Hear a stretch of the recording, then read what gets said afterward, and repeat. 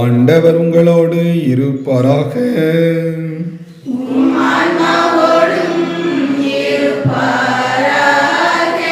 புனித லூக்கா எழுதிய தூய நற்செய்தியிலிருந்து வாசகம்.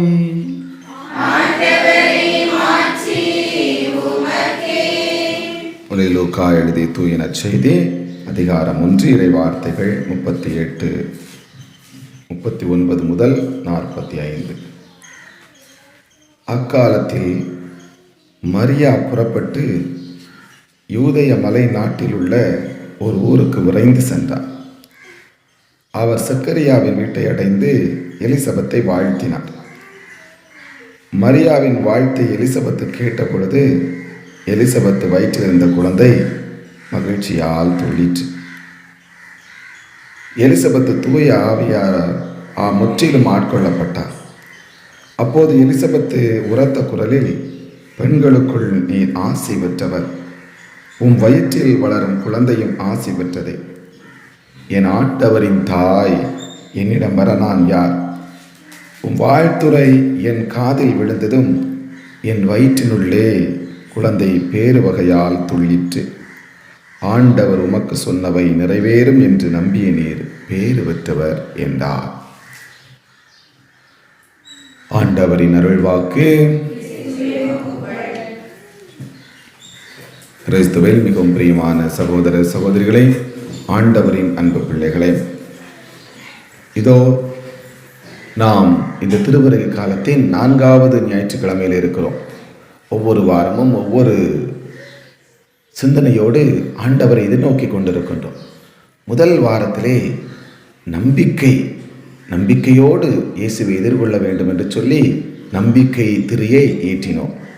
2வது வாரத்திலே இயேசுனுடைய பிறப்பு நமக்கு அமைதியை கொண்டு வரக்கூடிய பிறப்பு என்று சொல்லி அமைதியின் திரியை ஏற்றினோம்.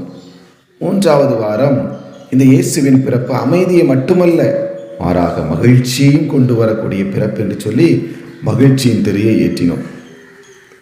இன்று 4வது வாரம் அன்பு என்கின்ற திரியை ஏற்றுகின்றோம். அருமையானவர்களே, ஆம், இயேசுவின் பிறப்பு எதற்காக? இயேசு நமக்கு இந்த அமைதியை தருகிறார் எதற்காக?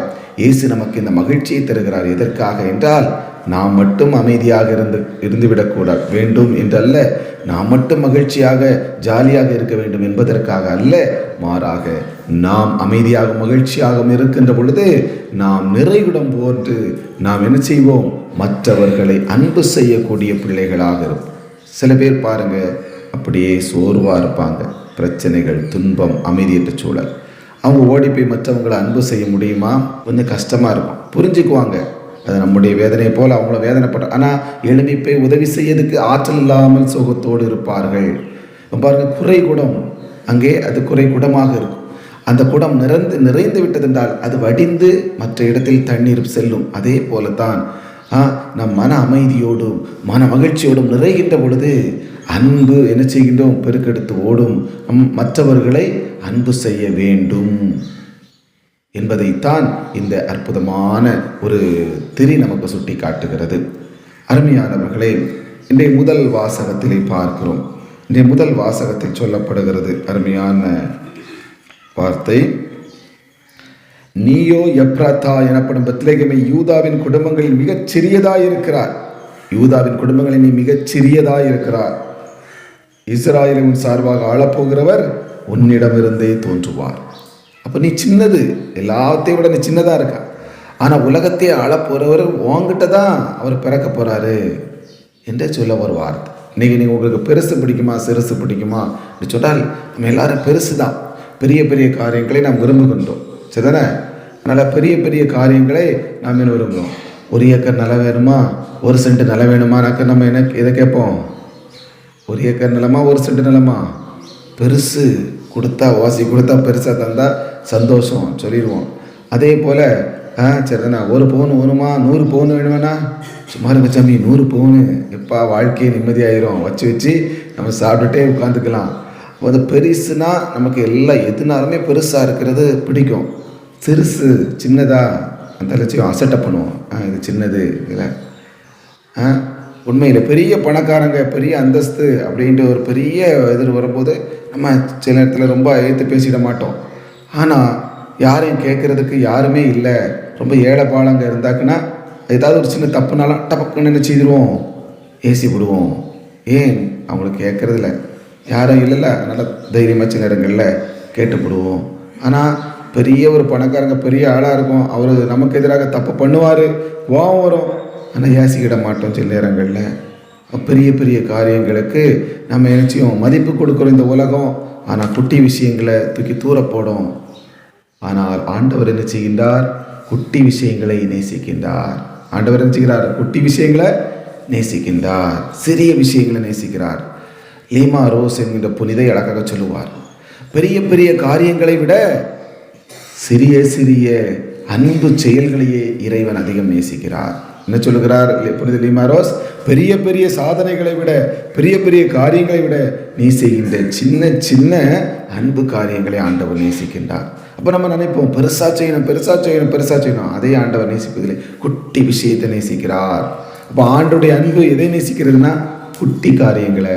ஒருவேளை நீங்கள் சிறியவனாக இருக்கிறாய், இல்லைன்னா குட்டியாக இருக்கிறா, நான் கஷ்டப்பட்டவனாக இருக்கிறேன், நான் எளியவனாக இருக்கிறேன், பயப்படாத, கவலைப்படாத, இந்த அன்பு உனக்கு தான், இந்த அன்பு உனக்கு தான் அப்படிங்கிற ஒரு ஆசீர்வாதத்தை ஆண்டவர் என்ன செய்கிறாரு, சொல்கிறாரு.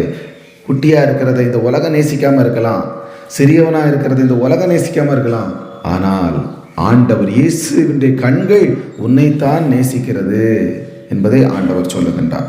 இரண்டாவது வாசகத்திலே அருமையாக சொல்லப்படுகிறது பாருங்கள். ஆண்டவர் பலியையும் காணிக்கையும் நீர் விரும்பவில்லை. சரிதானே? பலியையும் காணிக்கையும் விரும்பவில்லை. பலிகள் காணிக்கைகள் அப்படி ஏன் சொல்றாரு? ஆண்டவரை தான் பலி கொடுக்க சொல்றாரு, ஆண்டவரை தான் காணிக்கை கொடுக்க சொல்றாரு. ஆனா ஏன் இந்த வார்த்தையை அவர் சொல்றாரு பலியும் காணிக்கை விரும்பவில்லை என்றால், பலியும் காணிக்கை கொடுக்கறோன்னா அன்பு உள்ளத்துல அன்பு இல்லாம நம்ம பலியும் காணிக்கை கொடுத்தோம்னா அது அவருக்கு பிரியம் இல்லாமல் போயிடுது, வேஸ்டாக போயிடுது, உயிர் இல்லாத உடல் போல் ஆகிவிடுகிறது. எனவே உங்கள் உள்ளத்தில் உண்மையான அன்பு இருக்க வேண்டும், உண்மையான அன்பு இருக்க வேண்டும். எனவே அன்பான அந்த இதயத்தை தான் அவர் விரும்புகின்றார். உடைந்த உள்ளம், ஒரு துன்பப்படுறவங்கள பார்த்து நம்ம உடையும் பார்த்தியா, நம்ம உள்ளம் உடைந்து நம்ம என்ன செய்கிறோம், அவங்களுக்கு உதவி செய்கிறோம். எப்படி முடியுது? உள்ளத்தில் அன்பு இருக்கிறதுனால நம்ம என்ன செய்கிறோம், உள்ளம் உடைந்து நம்ம ஒருத்தர் மற்றவரை நேசிக்கிறோம். அந்த உடைந்த உள்ளத்தை, அந்த அன்பு செய்கிற உள்ளத்தை ஆண்டவர் அதிகமாய் நேசிக்கிறார். எனவே என் அன்பு பிள்ளைகளே, அன்பு செய்ய வேண்டும். இன்னைக்கு அன்பினுடைய அடையாளம் எப்படி போடுவோம்? அன்பின் அடையாளம் என்ன? இதயம் இல்லையா? நம்ம சின்ன பிள்ளைகள் எல்லாமே என்ன போடும், உடனே ஒரு காற்று இதயத்தை வரையும், அப்படி தானே? எங்கே போனாலும் கள்ளியை பார்த்தாலும் செய்தான், செவரை பார்த்தாலும் செய்தான், கையில் என்ன கிடைச்சாலும் உடனே ஒரு இதயத்தை போட்டு, சரி தானே? இந்த பக்கத்தில் ஒரு கோயிலுக்கு திருவிழாவுக்கு போயிருந்தேன். அங்கே திருவிழா மண்டபத்தில் பெரிய மண்டபமாக இருக்குது. இது மார்பிள்கள் போட்டிருக்குது, சரி தானே? மார்பிள் போட்டிருக்குது. அதில் ஒருத்தன் பெருசாக கல்லை வச்சு இவ்வளோ பெரிய இருதயத்தை வரைஞ்சி போட்டிருக்கான். ஐயா, இவ்வளோ பெரிய இதயத்தை உட்காந்து, அதை யாரும் பார்க்கல போல, பார்க்காத ராத்திரி நேரம் பிடிச்சி வரைஞ்சிருப்பான் போல, உட்காந்து கல்லை வச்சு, ஏன்னா அவ்வளோ ஈஸியாக வரைய முடியாதுல வரைஞ்சிருக்கேன். அப்போ இதயம் அன்பினுடைய அடையாளம். நான் சொல்கிறேன், நீங்கள் அன்பு இல்லாமல் இருக்கிறீங்கன்னு வச்சுங்க, உங்களுக்கு என்ன வியாதி வரும்? இதய நோய்கள் வருமா? நம்ம அன்பு செய்ய முடியாமல், நேசிக்க முடியாமல், ஒருத்தங்க மேலே வெறுப்பாட்டம், கசப்பாட்டம், சொந்தக்காரங்க அண்ணன் தம்பிக்கு மேலே கசப்பா அப்படியே இருந்தோன்னா அது நேராக எங்கே போய் பாதிக்குமா? இதயத்தை பாதிக்குமா? நம்ம எல்லாம் உடம்பு மற்றதெல்லாம் நல்லா சாப்பிடுவோம், நல்லா நடப்போம், இருப்போம். ஆனால் அந்த அன்பு செய்ய முடியாத ஒரு உள்ளம் வருகின்ற பொழுது அந்த இதயம் என்ன செய்கிறது? படபடக்கிறது. ஏன்னா அந்த இதயத்துக்கு வேலையே அன்பு செய்கிறது. அப்போ அந்த அன்பை நம்ம செய்ய முடியாமல் தவிக்கின்ற பொழுது அந்த இதயம் என்ன செய்கிறது? பாதிப்படைகிறது. எனவே இதய நோய்கள் உள்ளவர்கள் எல்லாரையும் நேசிங்க, இதயம் நல்லா துடிக்கும் அப்படின்னு சொல்கிறாங்க. இயேசுவினுடைய இருதயம் அதைத்தான் சுட்டி காட்டுகிறது. அதனால தான் இயேசுவினுடைய திரு இருதய படத்தை வைத்து நாம் என்ன செய்கிறோம்? ஜெபிக்கின்றோம். இயேசுவை உடைய இருதயத்தை போல என்னுடைய இருதயம் ஒத்ததாக செய்திடலும் என்று நான் ஜெபிக்கிறோம். அப்போ இயேசுவின் இருதயம் எப்படி என்ன செய்துச்சு? ஆள் பார்த்து நேசிச்சா? இல்லை, எல்லாரையும் அன்பு செய்தது, தன்னுடைய பகைவர்களையும் நேசித்தது. அதே போல நம்முடைய இருதயமும் எல்லாத்தையும் நேசிக்கின்ற பொழுது இந்த இதயம் நல்லா துடிக்கும், நல்ல ஒரு சத்தாக இருக்கும், நலமாக இருக்கும். இன்னைக்கு பாருங்க, பிறருக்காக துடித்த ஒரு இதயத்தை, மரியாவின் மாசற்ற இருதயத்தை நம்ம பார்க்குறோம் நற்செய்தி வாசகத்தில். மரியாவின் மாசற்ற இருதயம் எப்படி அன்புக்காக துடித்தது பார்க்குறோம். மாதா பாருங்க, மாதாவுக்கே ஒரு எளிய ஒரு குழப்பமான விஷயம்தான் இது. கப்ரியேல் வானதூதன் சொன்ன செய்தி. ஆனால் தன்னுடைய குழப்பத்தை அவர் பொருட்படுத்தவில்லை. அதே நேரத்தில் ஒரு ஆசீர்வாதம், கடவுளுடைய பிள்ளை நம்ம பெற்றெடுக்க போகிறோம், ஆகா நம்மளுக்கு சந்தோஷம், அந்த சந்தோஷம் நம்மட்டோட இருக்கட்டும், எல்லாரும் என்னை பார்க்க வரட்டும், என்ன நான் கடவுளுடைய பிள்ளை என்று சொல்லி வீட்டுக்குள்ளே இல்லை. ஸோ கவலை நினைத்தும் வீட்டுக்குள்ளே இல்லை. அதே நேரத்தில் நான் தான் எனக்கு ஒரு சந்தோஷம் கிடைச்சிட்டோம் வீட்டுக்குள்ளே இல்லை. அவங்க என்ன செய்தாங்க, அவங்களோட அன்பான இதயம் துடித்தது. எதற்காக? யாருக்காக? யாருக்காக? எலிசபெத் அம்மாவுக்காக துடித்தது. ஐயையோ அங்கே ஒரு அம்மா கஷ்டப்படுவாங்களேன்னு சொல்லிட்டு அங்கே விரைந்து மலை நாட்டிலே விரைந்து ஓடுகின்றார். ஓடி அவங்களுக்கு போய் என்ன செய்கிறாங்க, பணிவிடை செய்கிறாங்க. என் அன்பு பிள்ளைகளை பாருங்க, அந்த அன்பினால் துடித்த அந்த இதயம் என்ன செய்கிறது, பணிவிடை செய்கிறது. இங்கே ஒரு அன்பு சந்திப்பு, அன்பினால் ஏற்படக்கூடிய ஒரு சந்திப்பு. இப்போ அந்த அன்பு ஆழமாக இருக்குது, ஆத்மார்த்தமாக இருக்குது அந்த சந்திப்பு அப்படிங்கிறத அது காமிக்குது இல்லையா? எப்படி காமிக்குது? அந்த அம்மா உள்ளே போய் வாழ்த்தின உடனே அந்த எலிசபெத் அம்மாவுடைய வயிற்றில் இருந்த குழந்தை துள்ளினா. அப்போ ஆத்மார்த்தம் அது அவங்கள எவ்வளோ பாதிச்சிருக்குன்னா, அவங்க உடல் உள்ள ஆன்மா வர பாதிச்சிருக்கு. அதனால வயிற்றுல உள்ள குழந்தையை துள்ளுது. பாருங்க, யோசித்து பாருங்களேன். நீ பாருங்க, ஒரு போலீஸ்காரன் திடீர்னு உங்க வீட்டுக்குள்ள வாரான். உங்களுடைய இதயம் எப்படி துடிக்கும்? டப்ப டப்ப டப்ப டப்ப டப்பன்னு துடிக்கும். ஆனால் புல்லட்டு மாதிரி துடிக்கணும், டப்ப டப்ப டப்பன்னு. பார்த்தா ப்ரெஷர்லாம் வச்சா மேலே மாற போயிருக்கும் இல்லையா? அவன் வருவான், அவன் சொல்லுவான், ஐயா வணக்கம், வாங்க, இந்த ஒரு பரிசு ஒன்று தந்தாங்க, அந்த பரிசை நான் உங்கள் வீட்டுக்கு நான் கொண்டு வர சொன்னேன், வந்தாங்க பரிசு அப்படின்ட்டு சொல்லிட்டு ஒரு பரிசு தராங்க. எப்பாடா நானும் வேற ஏதோ ஒன்றுலாம் நினச்சேன். அப்போ அவர் எதுக்கு வந்திருக்காருன்னு தெரியாது. அவரை பார்த்த உடனே நெஞ்சு படன்னு அடிக்கும் இல்லையா? அப்போ சந்திப்புகள் இருக்குது. அதனால் நம்ம நிறைய பேர் சந்திக்கிறோம் இல்லையா? அது அன்பான சந்திப்பா படபடப்பின் சந்திப்பா தெரில. நம்ம சந்திக்கும் போது மைண்டுக்குள்ளே ஓடி இருக்கும். ஒவ்வொன்றா பேசும்போது மனசுக்குள்ளே இருக்கும், இவன் எதுக்கு வந்தாலோ, இவன் எதுக்கு வந்தானோ, ஏதோ அப்படின்ட்டு நம்மளுக்குள்ளே பாருங்களேன், அந்த மைண்டுக்குள்ளே ஒன்று ஓடிக்கிட்டு இருக்கும். ஆத்மார்த்தமாக சந்தோஷம். சில பேர் சந்திக்க வரும்போது பாருங்கள், மைண்டு வேலை செய்யாது, இதையும் வேலை செய்யும், எதையுமே யோசிக்க மாட்டோம். இங்கே பாருங்கள், வேறு யாராவது வரும்போது பங்கு ஃபாதரு ஏதாவது வீட்டுக்கு மந்திரிக்க வராருன்னா உங்களுக்கு என்னது, இதையும் வேலை செய்யுமா, மண்டை வேலை செய்யுமா? ரெண்டும் வேலை செய்யும். எப்படின்னாக்கா சில பேருக்கு என்ன செய்யும், மண்டை வேலை செய்யும். என்ன செய்யும், ஐயோ சாமியார் என் ரூமை பார்ப்பாரு, அதை பார்ப்பாரு, ஐயோ அப்படி எடுத்து எப்படி எடுத்து ஒரே படபடப்பாக இருக்கும். நான் உங்கள் ரூமை நல்லா இருக்கா நல்லா இல்லையான்னு சொல்லி 10க்கு 8 மார்க்கு இல்லை 10க்கு 2 மார்க்கு, இது 10க்கு முட்டை குப்பை அப்படின்ட்டு போடுறதுக்காக வர்றேன், ஜெபம் பண்ண தானே வர்றேன். சில பேர் பாருங்க, ஃபாதர் வராரா, வரட்டும் அன்று சந்தோஷமாக இருப்பாங்க. என்ன செய்வாங்க, ஜெபம் பண்ணுவாங்க, சாமி ஜெபம் பண்ணுங்க சாமி, இங்கே தெளிங்க சாமி, அங்கே தெளிங்க சாமி, என் கடைசி பிள்ளை இவனுக்கு நல்லா தெளிங்க சாமி அப்படிம்பாங்க. அவங்களுக்கு சந்தோஷமாக இருப்பாங்க. அவங்களுக்கு எது வேலை செய்யுது, மண்டை வேலை செய்யுதா, இதே வேலை செய்யுதா? அவங்க அங்கே குப்பையாக கிடக்கும், அவங்க கவலைப்பட மாட்டாங்க.